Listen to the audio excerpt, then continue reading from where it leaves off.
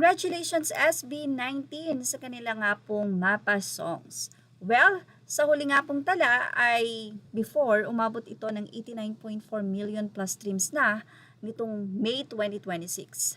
At ngayon nga pong June, ito po ay nasa 19 million Spotify streams na at sa kasalukuyan ay lumalaki pa rin ang nasabing streams.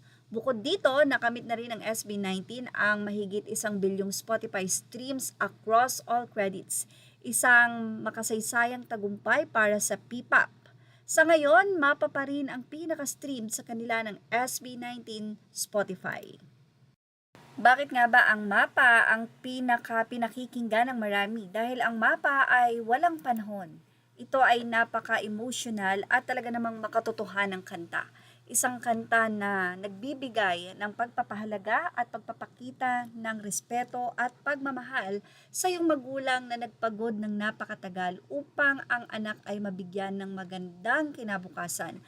At ang kantang mapa ay sumisimbolo sa pagpapasalamat sa magulang at panahon na para naman mag-relax sa mga magulang at ngayong kaya mo na, ang anak naman ang magbibigay sa kanila ng magandang buhay.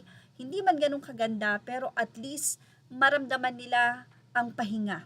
So ito po ang ibig sabihin ng kantang mapa, kaya naman ito po ay sobrang nakaka-relate lalong-lalo na doon sa mga magulang na talaga namang nagpursige para maging maayos at maganda ang kinabukasan ng kanilang mga anak.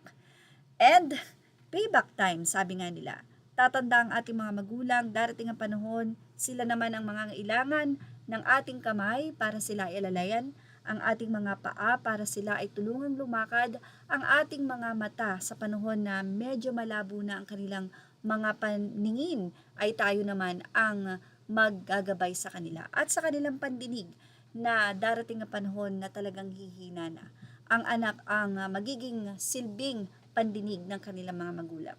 Kaya naman sobrang napakarami po ang na-touch sa kantang mapa, hindi lamang dito sa bansang Pilipinas, pati na rin sa iba't ibang panig ng mundo.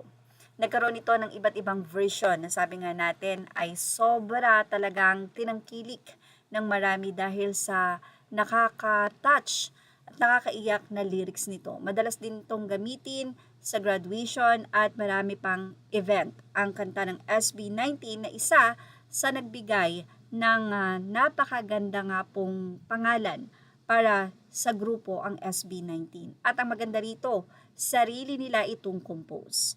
Well, ano masasabi niyo about dito? Kundi congratulations sa SB19 sa mga 18 dyan. Ilagay ang inyong opinion sa ating comment section.